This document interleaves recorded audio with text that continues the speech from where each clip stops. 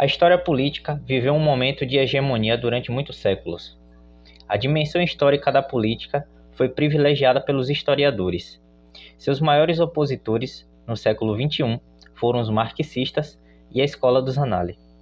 Os historiadores atuais tratam de uma nova história política. Como chegamos, ou melhor, como partimos, da hegemonia da política para sua completa rejeição. Olá a todos, eu sou o professor Caliel Alves, sejam muito bem-vindos a mais um vídeo desse canal. E hoje eu vou tratar de um campo da história que eu gosto muito, que é a história política, e eu espero que vocês fiquem até o final, que hoje vai ser uma discussão bem profunda, né? Eu vou utilizar aqui muitos historiadores da história política, teóricos, e gostaria de agradecer a permanência de vocês. Desde os seus primórdios na Grécia Antiga, seja por Heródoto ou através de Tucídides, a política foi o elemento primordial dessa instituição da história como disciplina. Na busca de preservar a trajetória humana e dissociá-la dos deuses olimpianos, o Estado foi a instituição privilegiada. Por meio dela, os homens exerciam seu poder. É o Estado que declara a guerra, elabora as leis, fecha os acordos diplomáticos, julga os homens, institui e normatiza a vida em sociedade. Os políticos ganharam um grande holofote nesse processo, verdade. Afinal, era por meio deles que o Estado agia, ou seja, para o Estado funcionar, o Estado enquanto instituição, ele precisa de pessoas, que vá lá e mova, que realize as coisas. A história política estabeleceu um método, a biografia. A classe dominante detinha o poder, portanto fazia a história. O historiador Rafael Sega definiu essa relação, abro aspas.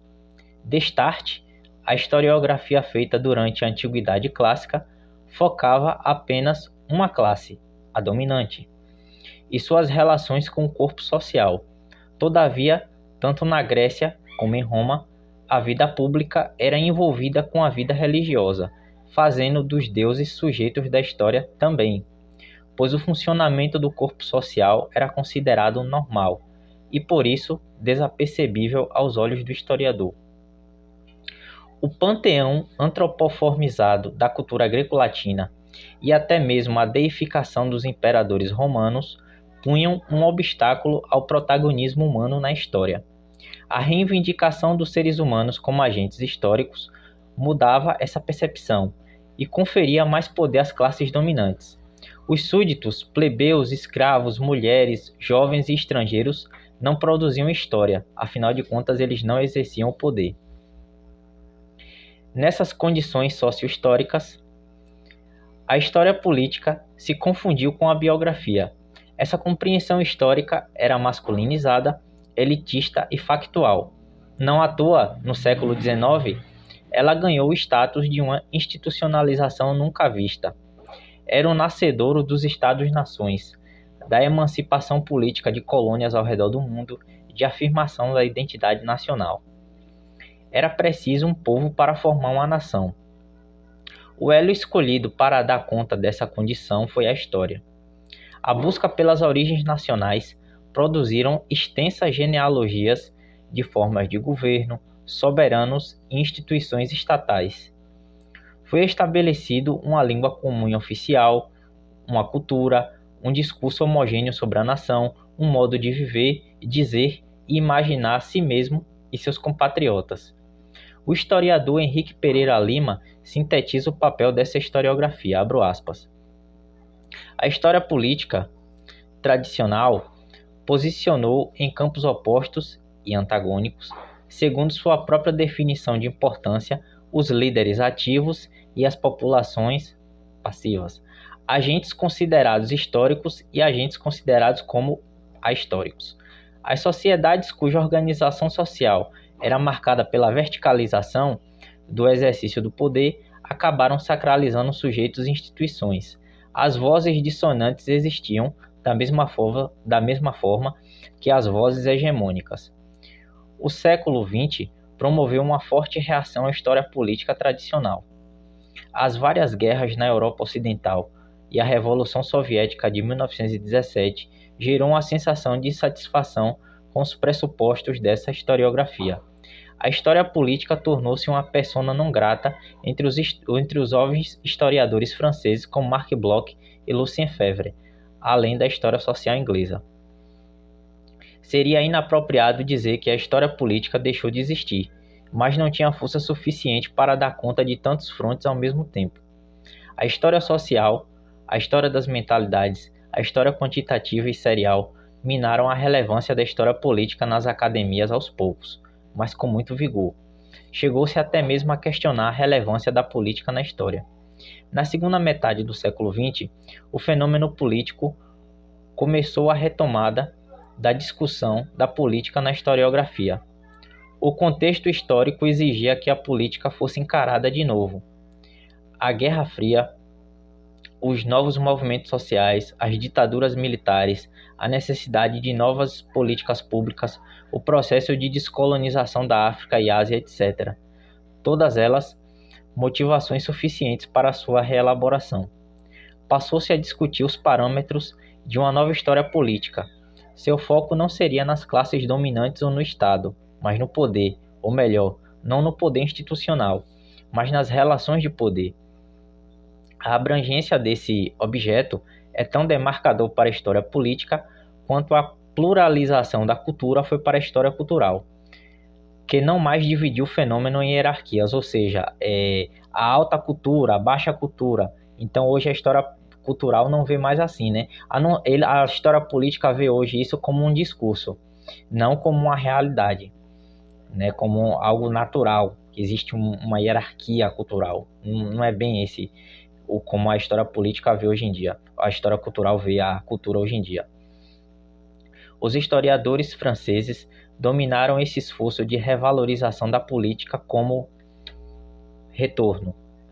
Esse mesmo discurso foi absorvido por vários historiadores que não eram franceses. Mas até que ponto esse retorno existe? Quem nos explica melhor sobre esse termo é o historiador francês René Rémond, abro aspas. Falou-se em retorno do político. Não gosto nem um pouco desta expressão, porque ela faz pensar que se trata de uma volta atrás ou de uma restauração, quando na verdade trata-se de algo completamente diferente, de uma outra história que se beneficiou do enriquecimento de todas as gerações anteriores e trouxe, não resta dúvida, o político para a frente do palco. Eu aceito a crítica de René Rémond, eu concordo com ele. O retorno do político, né? Eu não gosto muito dessa expressão, mas essa nova história política que nós praticamos hoje, ela não é uma restauração da história política.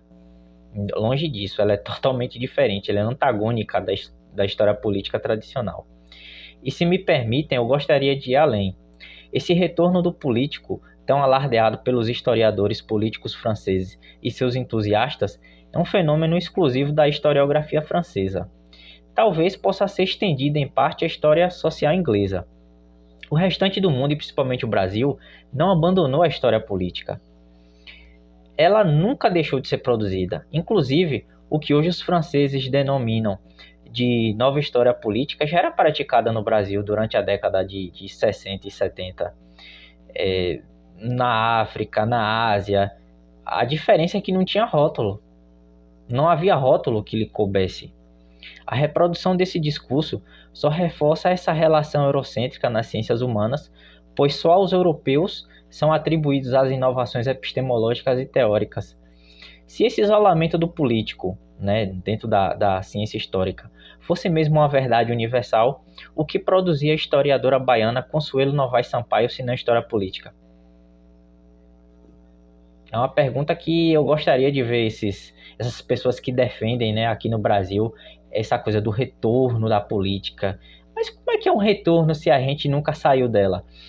Junto às apropriações teórico-metodológicas do marxismo e dos análises, o que mais se produziu no Brasil no século XX foi a história política. Portanto, não naturalizem esse discurso e não digam retorno do político na historiografia brasileira. Tá gostando do vídeo até aqui, pessoal? Se inscreve no canal, curta, comente, compartilhe para ajudar na divulgação. Esse canal só existe por causa de vocês. Vocês é que movimentam as coisas, né? Eu apenas sou um interlocutor de vocês, vamos supor assim. Apesar das minhas críticas aos discursos que rodeiam a nova história política, eu não sou apenas o seu defensor, eu sou um praticante entusiasta da nova história política. Eu acho que a nova história política tem muitas contribuições a dar, principalmente nos seus diálogos interdisciplinares com a ciência política, com a sociologia política, com a antropologia. É um novo campo de possibilidades que havia sido ignorado, né, pela historiografia francesa, mas que eu acho que quanto mais nos aprofundarmos na história política, melhor para nós. Ela é muito bem-vinda. A forma abrangente com que o poder é encarado já é motivo suficiente para reconsiderar a dimensão política na história. Não é mais de interesse dos historiadores de ofício encará-la pelo viés biográfico, elitista e de temporalidade limitada como antes. A interdisciplinaridade corrente nos novos paradigmas é uma demonstração de como essa nova história política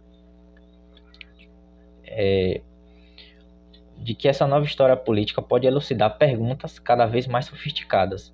O filósofo francês Michel Foucault, que também escrevia sobre história, ele também era um historiador, né, a seu modo, redefiniu o conceito de poder. Existe para além da institucionalidade do Estado-nação, atravessa fronteiras sociais visíveis apenas nas suas relações. José da Assunção Barros resume o conceito Foucaultiano de poder, abro aspas. O poder não tem um centro único, e a ideia de que este poder, que está por toda parte, inclusive sob a forma de micropoderes, aparece entranhada em diversas outras relações que coexistem no mundo humano. A família, a sexualidade, aí aqui o autor coloca a amor em vez de o amor, o parentesco, a produção, a comunicação através do uso da linguagem. A política deixou de ser um adorno factual para se configurar como uma estrutura pluridimensional. O Estado não deixou de existir para o campo, mas agora dividem espaço com os grupos sociais dos estratos mais baixos. Sujeitos antes ignorados passaram a ter uma história, tornaram-se agentes de mudanças sociopolíticas. O discurso, a representação e o imaginário são conceitos caros à nova história política. Por meio deles, a política deixa de ser apenas um exercício do poder e passa a ser encarado pelos ritos, tradições, simbologias, produções de sentido, de valor e de significado das práticas políticas e de seus sujeitos, ou grupos sociais. As imagens e textos ganham outras possibilidades de análise. As temporalidades também ganham destaque. Se antes a curta duração e a biografia dos grandes homens eram evidenciados, novas compreensões do transcorrer do tempo alteraram a perspectiva da política. Os períodos de conjuntura trouxeram a noção de ciclos, assim como na economia. Outra temporalidade a ser destacada é a longa duração, de acordo com a historiadora Maria Helena Rolim Capelato, abro aspas. Um dos caminhos de renovação da história política conduz à longa duração, introduzindo o estudo das mentalidades políticas e das representações através do uso do conceito de cultura política, busca-se recuperar o político através do estudo da tradição, das sobrevivências, das continuidades que atravessam a ideologia, o pensamento, a mentalidade dos governantes, dos grupos dominantes e do homem comum, bem como as representações do poder expressas por toda parte. Falar de nova história política implica falar das culturas. O diálogo entre a história política, a nova história cultural e a antropologia gerou bons frutos. Como dito anteriormente, a pluralização da cultura desabilitou a noção de hierarquias culturais. As classes dominantes e os grupos dominados criam culturas de participação política. A isso foi dado o nome de cultura política. Ela não é uma natureza e surge num processo histórico. Não se confunde com a superestrutura marxista e não é exclusiva de uma época. Sua pluralidade faz parte da sua natureza. Historiadores como Jean-François Cirnel, Serge Bernstein e Jacques Julliard enfatizaram por diversas vezes a relevância da cultura política para a pesquisa histórica. A historiadora Maria Regina Celestino de Almeida define o conceito para nós, abro aspas. A concepção dos historiadores sobre o conceito de cultura política envolve a compreensão das atuações políticas de atores individuais e coletivos segundo seus próprios códigos culturais, privilegiando suas percepções, suas lógicas cognitivas, suas vivências e suas sensibilidades. Fecho aspas. A nova história política não está interessada em erigir ídolos para a tribo dos historiadores. Não promove hierarquias, não legitima o domínio estatal sobre a vida pública, não naturaliza o poder das classes dominantes, não se presta mais a biografar as vidas dos homens para louvá-los, nem a curta duração imperativa como dantes. É um horizonte novo, as possibilidades são muitas, e cabe a nós historiadores reinventarmos nossos pressupostos teórico-metodológicos e aceitar mais esse desafio. Então, pessoal, esse foi mais um vídeo do canal. Espero que vocês curtam, comentem, compartilhem.